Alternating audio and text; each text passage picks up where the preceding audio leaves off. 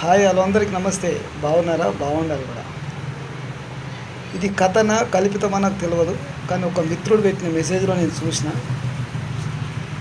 ఒక అతను జీవితంలో ఏదైనా లక్ష్యం పెట్టుకోవాలి, బాగా సంపాదించాలన్న ఆలోచనతో పొద్దున్న లేస్తే రాత్రింబవలు బాగా కష్టపడి మొత్తం కుటుంబాన్ని, తన జీవితాన్ని వదిలి దుబాయ్ వెళ్ళి బాగా డబ్బు సంపాదిస్తాడు. డబ్బు సంపాదించి తన ఫైనల్ లైఫ్లో శేష జీవితం ఇంటికి వస్తాడు. ఇంటికి వచ్చిన తర్వాత ఆ డబ్బు మూటలను తీసుకొని వచ్చిన తర్వాత అతను తిందాము అంటే డైజెషన్ కాదు, పోనీ స్నేహితులతో గడుపుదామంటే ఆ సమయం లేదు, అతనికి ఓపిక లేదు, నడిచే ఓపిక లేదు.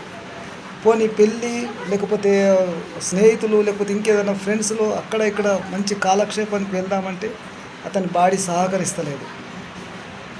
సరే, అది ఇవన్నీ వద్దు అనుకొని ఇంటికన్నే రెస్ట్ తీసుకుండు.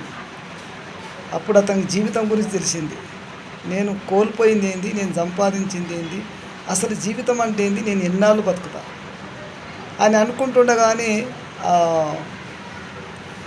దేవుడు రాని వచ్చిండు, చలో పోదాంపా అని.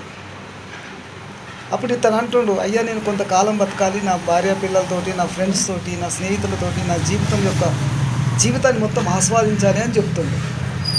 అప్పుడు అట్లా కుదరదు, నీ టైం అయిన చలో వెళ్దాంపా అని యమధర్మరాజు అంటుండు. అనగానే అట్లా కాదయ్యా, నేను ఒక 100 కోట్లు సంపాదించిన, ఈ డబ్బు మొత్తం తీసుకోను నాకు, కానీ కనీసం ఒక 1 ఇయర్ టైం నేను వీళ్ళతోటి గడపాలని చెప్పేసాను.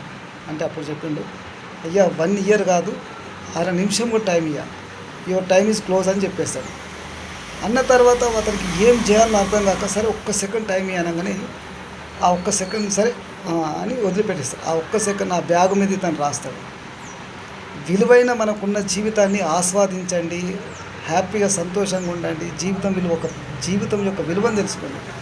ఎందుకంటే మనం ఎంత సంపాదించకపోయినా ఈ విలువైన జీవితంలో మనం ఎప్పుడైతే ఆస్తులు అంతస్తుల కంటే మనకి ఉన్న విలువైన సమయాన్ని మన భార్య పిల్లలతోటి, స్నేహితులతోటి, ఫ్రెండ్స్ తోటి, రిలేషన్షిప్ తోటి హ్యాపీగా ఉండండి. అంతే తప్ప సంపాదన ధ్యేయం కాదు, జీవితమే లక్ష్యం కాదని గుర్తుంచుకోండి అని ఒక సంచి మీద రాసి ఆ దేవుని వెంబడి సెలవు పోదాంపా అని చెప్పిండు. సడన్గా అతనికి మేలుకొచ్చింది, అరే నీ అమ్మ ఇదంతా కలనా అని చూసుకుంది. అతను ఆ కళలకి వెళ్ళి లేచే వరకల్లా ఇతని దగ్గరికి మామూలుగా ఏముంది, పూరి గుడిసే, ఏదో మామూలుగా చిన్న జీవితం.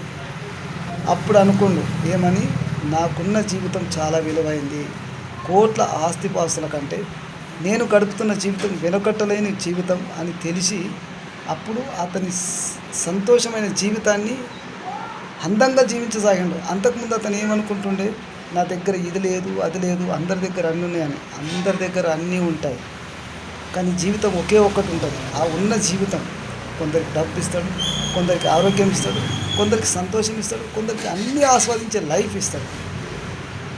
ఎంత సంపాదిస్తున్నాం అన్నది కాదు, సంపాదించిన దాంట్లో ఎంత తృప్తిగా, ఎంత జీవితాన్ని ఆస్వాదిస్తున్నాం అన్నదే ముఖ్యం. Be careful, enjoy your life, enjoy your trip.